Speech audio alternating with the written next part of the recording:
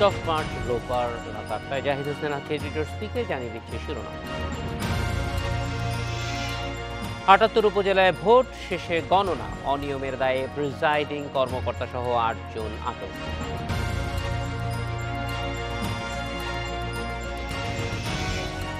ডাকসু নির্বাচনে অস্বচ্ছ ব্যালট বক্সের প্রতিবাদে ক্যাম্পাসে বিক্ষোভ, ভোটের প্রস্তুতি প্রশাসনের। রাঙ্গামাটিতে একের পর এক উঠছে বহুতল ভবন, বাড়ছে পাহাড় ধসের ঝুঁকি, তৎপর নয় কর্তৃপক্ষ।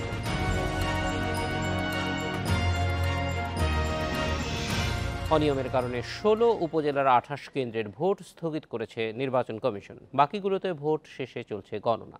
অনিয়মের কারণে ৪ জেলায় প্রিজাইডিং কর্মকর্তা, সহকারী প্রিজাইডিং কর্মকর্তা সহ ৮ নির্বাচনী কর্মকর্তা গ্রেপ্তার হওয়ার কথা জানিয়েছে নির্বাচন কমিশন।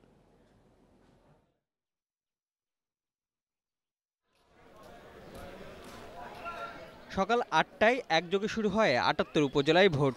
শুরুতে ভোটার উপস্থিতি অনেক কম থাকলেও বেলা বাড়ার সঙ্গে পরিস্থিতির কিছুটা বদল হয়। সুষ্ঠু নির্বাচন হচ্ছে, কোনো রকম গন্ডগোল, কোনো ফাসাদ হয় নাই। ভালো চলতেছে, ভালোই, পরিবেশ ভালো, অবস্থা খুব ভালো হয়েছে। আমরা ভোট শান্তি সম্পূর্ণভাবে দিতে পারতেছি। বেশিরভাগ উপজেলাতেই ভোটের পরিবেশ ছিল শান্তিপূর্ণ। তবে অনিয়মের দায়ে সিরাজগঞ্জের ৩টি কেন্দ্রের ভোট স্থগিত করে নির্বাচন কমিশন। এক প্রিজাইডিং কর্মকর্তা ও ২ সহকারী প্রিজাইডিং কর্মকর্তা আটক হন। একই অভিযোগে রাজশাহীতেও এক সহকারী প্রিজাইডিং কর্মকর্তাকে আটক করা হয়। বিভিন্ন কেন্দ্রে মানুষ উৎসবমুখর পরিবেশে ভোট দিতে আসছে। রাস্তাঘাটে কোথাও কোনো সমস্যা নাই, তারা নির্বিঘ্নে তাদের ভোট অধিকার প্রয়োগ করার জন্য ভোট কেন্দ্রে আসছে। অনিয়মের অভিযোগ পাওয়া যায় এবং সেটি যদি তথ্যভিত্তিক হয় এবং যৌক্তিক হয়, সেক্ষেত্রে নির্বাচন কমিশনের নির্দেশনা মোতাবেক ভোট গ্রহণ স্থগিত অথবা বন্ধ করা হতে পারে। লালমনিরহাটের কালীগঞ্জে দায়িত্বে অবহেলায় এক প্রিজাইডিং কর্মকর্তা সহ ২ জনকে প্রত্যাহার করা হয়েছে। হবিগঞ্জের বানিয়াচঙ্গে ব্যালট বাক্স ছিনতাইয়ে বাধা দিতে গিয়ে আহত হন পুলিশসহ মোট ৬ জন। নীলফামারীতে ৬ জনকে আটক করা হয় ব্যালট পেপার জালিয়াতির ঘটনায়। জয়পুরহাটের কালায়ে এক ইউপি সদস্যকে ১০ দিনের জেল দিয়েছে ভ্রাম্যমাণ আদালত। Mostafizur Rahman, independent news desk. উপজেলা নির্বাচন নিয়ে কথা বলতে আমাদের সাথে রংপুর থেকে আছেন জাতীয় নির্বাচন পর্যবেক্ষণ পরিষদ জানি পপের চেয়ারম্যান ডক্টর নাজমুল হাসান কলিমুল্লাহ এবং রাজশাহী থেকে সহকর্মী মাইনুল হাসান। ডক্টর নাজমুল হাসান কলিমুল্লাহ, আজকে নির্বাচন কেমন দেখলেন? এবং যেই আমরা আগে থেকেই জানি যে প্রধান বিরোধী দল এই নির্বাচনে না আসায় মানুষের মধ্যে আগ্রহ কিছুটা কম ছিল নির্বাচনের প্রচারণের সময়, নির্বাচনের ভোট গ্রহণের সময় একই রকম পরিস্থিতি দেখেছেন কিনা?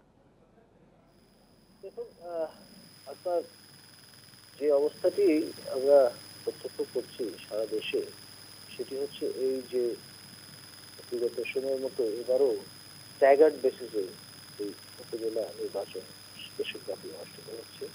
এবার 5 দেশব্যাপী অনুষ্ঠিত হচ্ছে, এবার 5 ধাপে। এর আগের বার আমরা দেখছিলাম 6 ধাপে। এবং এখানে আপনার যে অবস্থাটা বিরাজ করছে সেটি হচ্ছে যে স্থানীয়তার একটা উপাদান বা এলিমেন্ট উপস্থিত। সুতরাং সেই কারণে যেহেতু সবার জীবনকে এটি সরাসরি স্পর্শ করে, সে কারণে একটা ভাবনার একটা খোরাক তারা পেয়েছেন এবং যে যার মতো করে নির্বাচক মণ্ডলীর অংশ বিষয়টি বুঝবার চেষ্টা করছেন এবং তার রিফ্লেকশন আমরা দেখছি টার্ন আউটে। আজকে নির্বাচনে উপস্থিতি কেমন দেখলেন? সব মিলিয়ে নির্বাচন পরিবেশ কিরকম ছিল?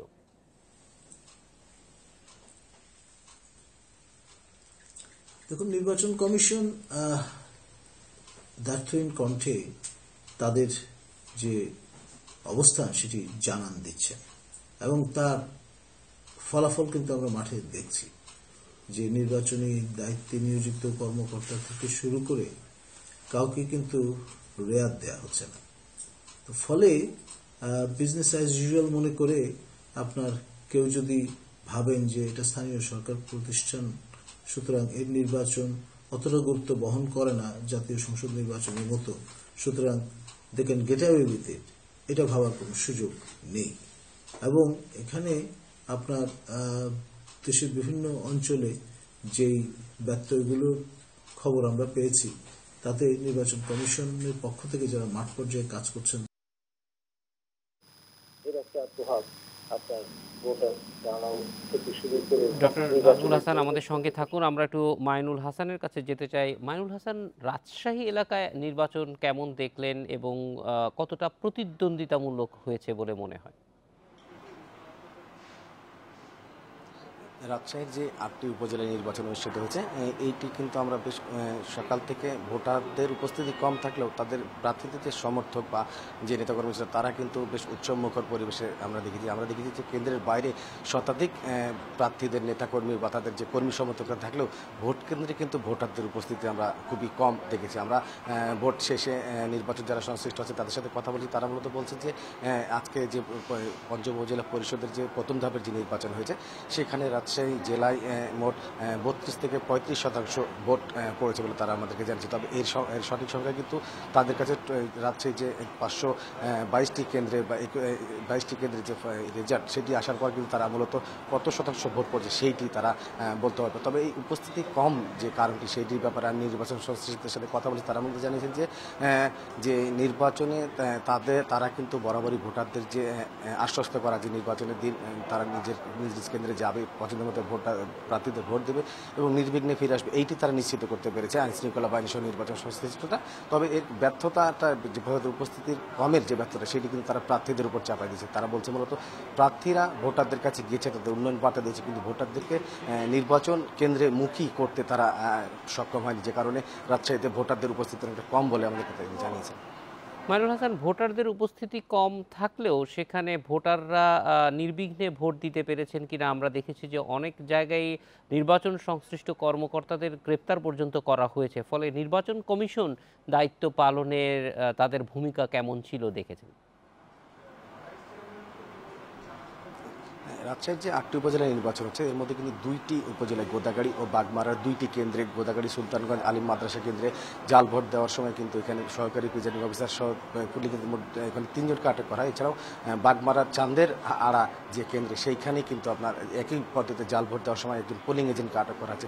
তো এইসব ঘটনায় মূলত তারা বলছেন যে এই কেন্দ্রে যেসব তাদেরকে মূলত আটক করেছে নির্বাহী ম্যাজিস্ট্রেট সহ যে মোবাইল টিম যারা নির্বাচন কর্মকর্তা আছেন উদ্যোতন, তারা যে কেন্দ্রে গেছেন সেখানে অনিয়ম দেখার পর কিন্তু তারা সেখানে তাৎক্ষণিক তাদেরকে আটক করে পুলিশের আওতায় পুলিশের কাছে তারা দিয়েছে। মূলত তারা বলছেন তারা চেষ্টা করে যাচ্ছেন যে নির্বাচনকে সুষ্ঠু স্বচ্ছভাবে সম্পন্ন করার, সেক্ষেত্রে 2-1টি ব্যতিক্রম ঘটনা হিসেবে তারা এই যে ভোট কেন্দ্র স্থগিত হয়েছে বা কর্মকর্তাদের জড়িততা সংশ্লিষ্ট হয়েছে এইটি হিসেবে দেখছে তারা। মাইনুল হাসান আমাদের সঙ্গে থাকুন। ডক্টর নাজমুল হাসান কলিমুল্লাহ, আপনার কাছে আরেকবার ফিরে আসি যে 8 জন নির্বাচন সংশ্লিষ্ট কর্মকর্তা, তার মধ্যে প্রিজাইডিং অফিসারও রয়েছেন, তাদেরকে গ্রেপ্তার করা হয়েছে। এটি আসলে নির্বাচন কর্মকর্তা বা নির্বাচন সংশ্লিষ্টদের কি বার্তা দিচ্ছে নির্বাচন কমিশন? দেখুন, নির্বাচন দিবসে প্রিজাইডিং অফিসার যারা থাকেন তারা কিন্তু ওই কেন্দ্রের সর্বেসর্বা, এক ধরনের ম্যাজিস্ট্রেসি পাওয়ার তারা এনজয় করে।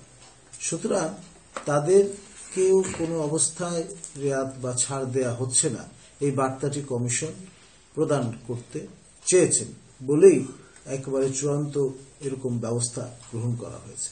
মানে কেউ জবাবদিহিতার ঊর্ধ্বে নন, কেউ আইনের ঊর্ধ্বে নন, সেই বার্তাটি কমিশনের পক্ষ থেকে দেয়া হয়েছে এই গ্রেপ্তার বা আটক আদেশ দেওয়ার মাধ্যমে। ডক্টর কলিমুল্লাহ, যেহেতু সব দল অংশগ্রহণ করেনি, সেইটার প্রভাব কি মনে হয় যে নির্বাচনে ভোটারদের অংশগ্রহণে কতটুকু পড়েছে? এটা সামগ্রিকভাবে যে কোনো নির্বাচনের ক্ষেত্রেই কিছুটা পরিমাণে প্রভাব ফেলে, এতে কোনো সন্দেহ নেই, এবং সেটা যদি মেইনস্ট্রিম পলিটিক্যাল ডিভাইডের অংশ হয়। কিন্তু মূল বিষয় সেটি হচ্ছে স্থানীয় সরকার প্রতিষ্ঠানের নির্বাচনে এটা গৌণ হয়ে দাঁড়ায়, কারণ স্থানীয়তার যে উপাদান সেটি যথেষ্ট পরিমাণে উপস্থিত থাকে।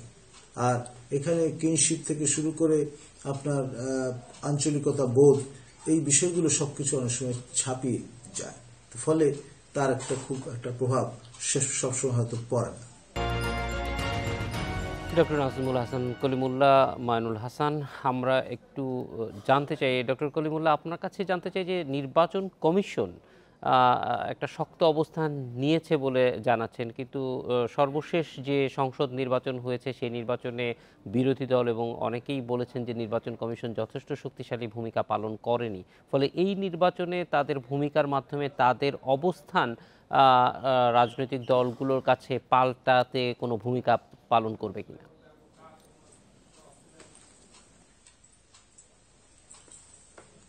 কিছুটা হলেও এটা একটা ডেন্ট নিয়ে আসবে, কারণ হচ্ছে মাত্রাগত পার্থক্য আছে। জাতীয় সংসদ নির্বাচনের গুরুত্ব আর স্থানীয় সরকার প্রতিষ্ঠানের নির্বাচনের গুরুত্বের মধ্যে রকম ফের আমরা জানি, কিন্তু তারপরেও যেহেতু দেশব্যাপী এই নির্বাচনটি অনুষ্ঠিত হচ্ছে স্ট্যাগার্ড বেসিসে, প্রথম রাতে বেড়াল মারার মতো ঘটনাটি, অর্থাৎ প্রথম ধাপেই যদি সমঝে দেয়া যায় সবাইকে যে এই বার্তাটি দিয়ে যে কমিশন একেবারে সংকল্পবদ্ধ, তারা পান থেকে ছাড় দেওয়া হবে না, এই যে বার্তাটি এটা যদি কনসিস্টেন্টলি তারা মেনটেন করেন, তাহলে আমার ধারণা যেই ইনভেন্টগুলোর কথা আমরা শুনি সেগুলো আর শোনার সুযোগ থাকবে।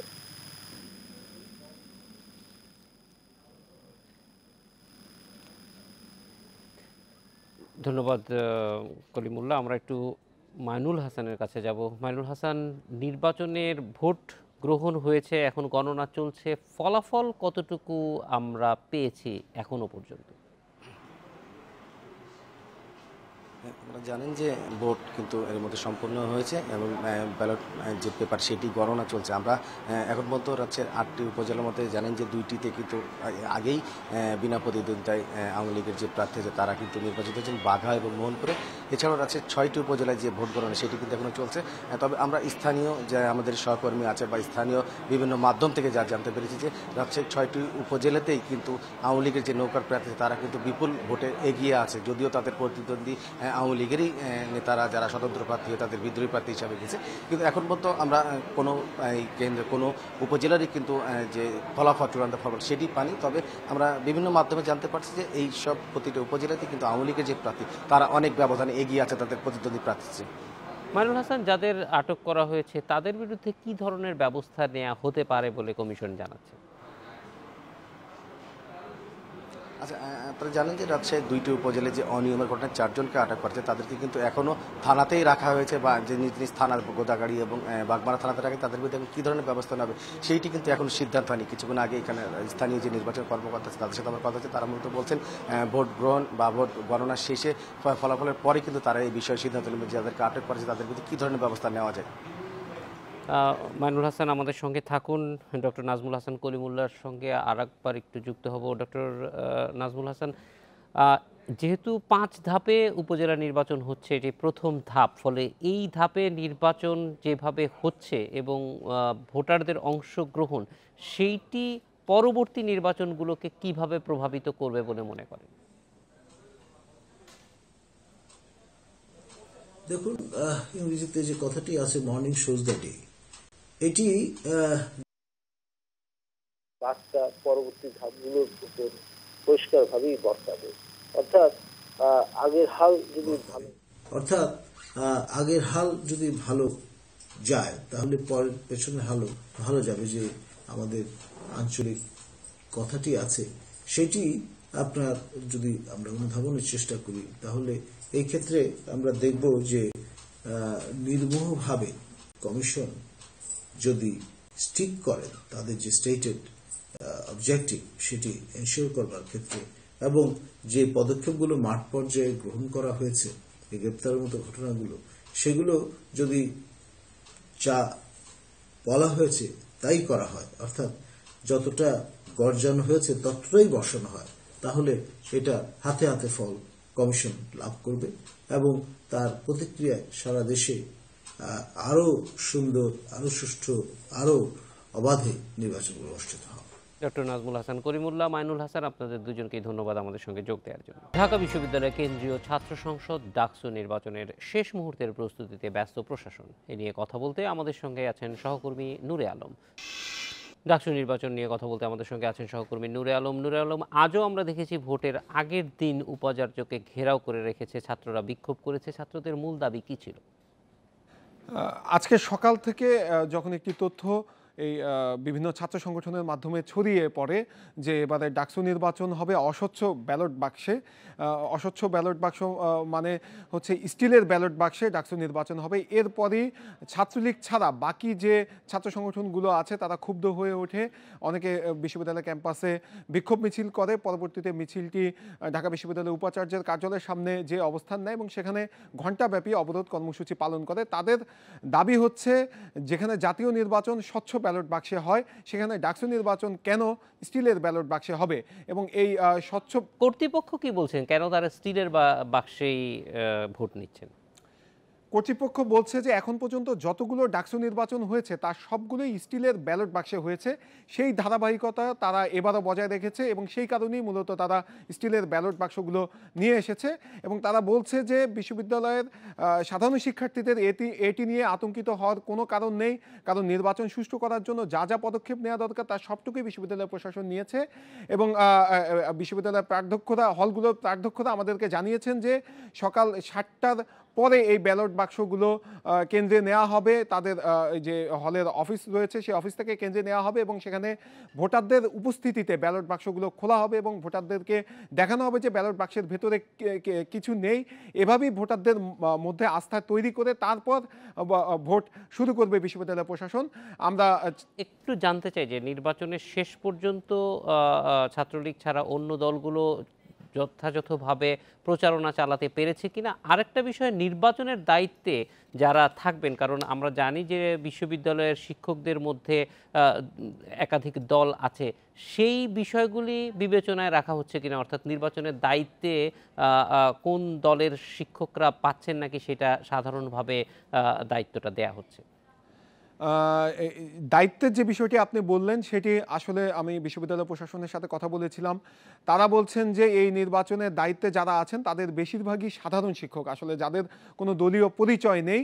তারপরেও ছাত্র দল এবং বাম সংগঠনগুলো অভিযোগ করছে যে এই নির্বাচনের দায়িত্বে যারা আছে তারা বেশিরভাগই নীল দলের শিক্ষক, অর্থাৎ আওয়ামী লীগ সমর্থিত শিক্ষক তারা। তাই এটি নিয়ে বেশ কয়েকবার তারা বিক্ষোভ কর্মসূচিও পালন করে, বিশ্ববিদ্যালয় উপাচার্যকে স্মারকলিপিও দেয় এবং তারা বলে যে এই সব যেহেতু নীল দলের শিক্ষক তাই নির্বাচন কতটা সুষ্ঠু হবে সেটি নিয়েও তারা আশঙ্কা প্রকাশ করে এবং সেই আশঙ্কার কথা বিশ্ববিদ্যালয় প্রশাসনের কাছে বারবার জানায়। আমরা বিশ্ববিদ্যালয় প্রশাসনের সাথে এই বিষয়ে কথা বলেছিলাম, তারা এটি পুরোপুরি নাকচ করে দিয়েছে এবং তারা বলছে যে শিক্ষকদের সম্মান রক্ষার্থেই এই নির্বাচনকে তাদের সুষ্ঠু করতে হবে। আমি আজকেরও বিশ্ববিদ্যালয়ের উপাচার্যের সাথে কথা বলেছিলাম, তিনি বলছেন যে এখানে কারচুপির কোনো সুযোগ নেই, এই নির্বাচনের সাথে অন্য কোনো নির্বাচনকে মেলানো যাবে না, কারণ এখানে বিশ্ববিদ্যালয়ের শিক্ষকরা এর দায়িত্বে থাকবেন এবং বিশ্ববিদ্যালয়ের শিক্ষকদের যে সম্মান, আত্মসম্মান সেটি রক্ষার জন্য এই নির্বাচনকে তাদের সুষ্ঠু করতে হবে এবং সেটি করার জন্য সব ধরনের ব্যবস্থা নেওয়া হয়েছে। আর নির্বাচনী প্রচার গতকালই রাত 12টায় শেষ হয়ে গেছে। আমরা যেটি দেখেছি যে ক্যাম্পাসে সকল ছাত্র সংগঠন নির্বিঘ্নে প্রচার চালাতে পেরেছে, তবে হলগুলোতে প্রচার চালাতে যে বাধাপ্রাপ্ত হয়েছে ছাত্রদলের কর্মীরা, এমনটি অভিযোগ করেছেন ছাত্রদলের ভিপি প্রার্থী। এবং আমরা তার কাছে জানতে চেয়েছিলাম যে আপনারা এই বিষয়টি নিয়ে বিশ্ববিদ্যালয় প্রশাসনের কাছে কোনো প্রকার অভিযোগ করেছেন কিনা। তারা বলেছে যে বেশ কিছু অভিযোগ তারা করেছে। আমরা বিষয়টি নিয়ে বিশ্ববিদ্যালয় প্রশাসনের সাথেও কথা বলেছিলাম, বিশ্ববিদ্যালয় প্রশাসন বলছেন যে তারা অভিযোগ করেছে কিন্তু কোনো প্রমাণ দিতে পারেনি, তাই শুধু অভিযোগ। আইন শৃঙ্খলার ব্যবস্থাটা কি নেওয়া হয়েছে? বাইরের মানুষরা বিশ্ববিদ্যালয়ে ঢুকতে পারবে না, ফলে সেই বিষয়গুলো নিরাপত্তার দায়িত্বে যে পুলিশ আছে তারা কি বলছেন? আমি এই বিষয়টি নিয়ে বিশ্ববিদ্যালয়ের প্রক্টরের সাথে কথা বলেছিলাম, তারা যদিও বলেছে যে রাত 12টার পরে কোনো বহিরাগত ঢাকা বিশ্ববিদ্যালয় ক্যাম্পাসে প্রবেশ করতে পারবে না। বিশেষ করে ঢাকা মেডিকেল কলেজ হাসপাতালে কোনো রোগীকে নিয়ে যেতে হলে তাদেরকে চাংখারপুল হয়ে ঘুরে যাওয়ার পরামর্শ দিয়েছেন তারা। আর আমি দেখেছি যে এই যে নির্দেশনা সেটি সন্ধ্যা থেকেই বাস্তবায়ন হওয়া শুরু করেছে। আমি রাত সন্ধ্যা 7টা পর্যন্ত ঢাকা বিশ্ববিদ্যালয় ক্যাম্পাসে অবস্থান করেছিলাম। তো সন্ধ্যা নামার সাথে সাথেই আমরা বিশ্ববিদ্যালয়ের প্রক্টোরিয়াল বডির 3-4টি গাড়িকে দেখেছি বিশ্ববিদ্যালয়ে পুরো ক্যাম্পাস ঘুরে ঘুরে মাইকিং করতে, এবং সেখানে বলা হচ্ছে যে বহিরাগত কেউ থাকলে তারা বের হয়ে যান, এবং এই ধরনের প্রচারণা বিশ্ববিদ্যালয় প্রশাসন চালাচ্ছে। আর আগামীকাল সকাল 6টার পর থেকে কোনো শিক্ষার্থীও আইডি কার্ড ছাড়া বিশ্ববিদ্যালয় ক্যাম্পাসে প্রবেশ করতে পারবে না বলে প্রশাসন এরই মধ্যে জানিয়ে দিয়েছে। এবং কোনো শিক্ষার্থীকে ভোট দিতে হলে তাকে অবশ্যই আইডি কার্ড দেখাতে হবে, আইডি কার্ড দেখিয়ে ভোটের স্লিপ নিয়ে তারপর তাকে ভোট কেন্দ্রে প্রবেশ করতে হবে। তাই বিশ্ববিদ্যালয় প্রশাসন বারবার করে আহ্বান জানিয়েছেন যে যারাই ভোট দিতে আসবে তারা যেন আইডি কার্ড সঙ্গে নিয়ে আসেন। আর সব মিলিয়ে এই বিশ্ববিদ্যালয় ক্যাম্পাস মোটামুটি নিরাপত্তার চাদরে মুড়িয়ে দেওয়া হয়েছে এবং আমি দেখেছি যে ক্যাম্পাসে আশেপাশে অতিরিক্ত আইন শৃঙ্খলা রক্ষাকারী বাহিনীর সদস্যরা নিয়োজিত আছে। এছাড়া ঢাকা বিশ্ববিদ্যালয় ক্যাম্পাসেও গোয়েন্দা পুলিশের হলের ভিতরে কোনো বহিরাগত থাকছে কিনা সেইটা দেখার ব্যবস্থা নেওয়া হয়েছে কিনা? আমরা এই বিষয়টি নিয়ে হলের প্রাধ্যক্ষদের সাথে কথা বলেছিলাম। তারা বলেছে তারা আরও 1 সপ্তাহ আগে হলগুলোতে নোটিশ টাঙিয়ে দিয়েছে যে বহিরাগত কেউ থাকলে তারা যাতে হল থেকে বের হয়ে যায়। এবং আমি আজকেরও বেশ কয়েকটি হলের প্রাধ্যক্ষদের সাথে কথা বলেছি, তারা আমাকে নিশ্চিত করেছে যে এখন ঢাকা বিশ্ববিদ্যালয়ের 18টি হলের কোনো হলে বহিরাগত কোনো শিক্ষার্থী নেই। আসলে এটি তারা বললেও কতটা বাস্তবায়িত হচ্ছে সেটি আসলে পর্যবেক্ষণ করাটা অনেকটাই কঠিন, যেহেতু একটি হলে। আমরাও মনে করি যে এটি বাস্তবায়ন করা দরকার। আমরা পর্যবেক্ষণে রাখবো যে বাস্তবায়ন হচ্ছে কিনা আগামীকাল ভোটের সময়। আমাদের সঙ্গে যোগ দেওয়ার জন্য আপনাকে অনেক ধন্যবাদ। রাঙামাটিতে একের পর এক গড়ে উঠছে বহুতল ভবন, বাড়ছে অপরিকল্পিত নগরায়ন, এতে করে ঝুঁকি বাড়ছে পাহাড় ধসের। এ নিয়ে কথা বলতে আমাদের সঙ্গে আছেন সহকর্মী হিমেল চাকমা। হিমেল, ভবন নির্মাণের আগে অনুমোদন যাদের দেওয়ার কথা জেলা প্রশাসন, তারা আসলে এই ব্যাপারে কি বলছেন?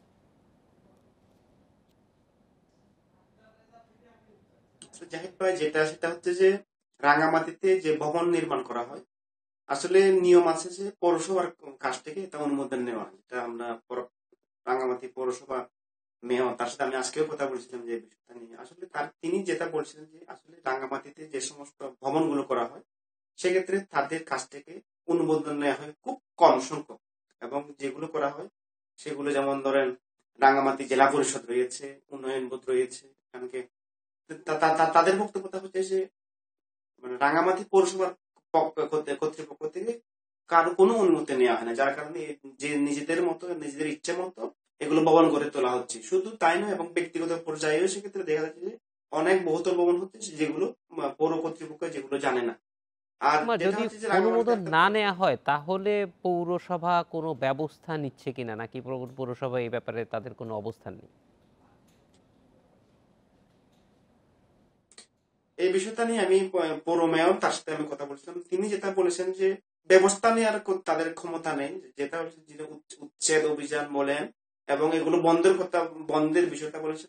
তিনি যেটা বলেছিলেন পৌর মেয়র আকবর হোসেন চৌধুরী, তিনি বলছেন যে যেগুলো উচ্ছেদের দায়িত্ব সেগুলো হচ্ছে প্রশাসনের, মানে পৌরসভা চাইলে এগুলো উচ্ছেদ করতে পারে না, বন্ধ করতে পারে না। তো তিনি একটা বলে রাখছেন যে যদি এই ধরনের ভবনগুলো যদি কোনো কারণে যদি কলাপস হয়ে যায় সেক্ষেত্রে এর দায়িত্ব সংশ্লিষ্ট যারা তুলেছেন তাদের দায় নিতে হবে বলে তিনি এটা বলে তিনি অন্যান্য যে তাদের যে দায়িত্ব সেটা তিনি এড়িয়ে গেছেন। তিনি বলছেন যারা এই ধরনের দুর্ঘটনা ঘটলে সে দায়িত্ব কিন্তু তাদের নিতে হবে, সেটা আমাকে তিনি জানিয়েছেন। কিন্তু যেই কর্তৃপক্ষ অনুমোদন দেওয়ার ক্ষমতা রাখে তারা অননুমোদিত ভবন ভাঙার ক্ষমতা স্বাভাবিকভাবেই রাখতে পারার কথা। এই ব্যাপারটা আপনি প্রশাসনের সঙ্গে ক্রস চেক করে দেখেছেন কিনা? এই বিষয়টা আমি প্রশাসনের সাথে কথা বলছিলাম। জেলা প্রশাসক মামুনুর রশিদ তিনি যেটা জানিয়েছেন সেটা হচ্ছে যে রাঙামাটিতে যে ভূমিগুলো রয়েছে বিশেষ করে পৌরসভা, সেগুলো একটা হচ্ছে জেলা পরিষদের বাজার ফান্ডের অধীনে, আর একটা হচ্ছে পৌরসভার অধীনে। সেক্ষেত্রে ভূমির একটা জটিলতা রয়ে গেছে।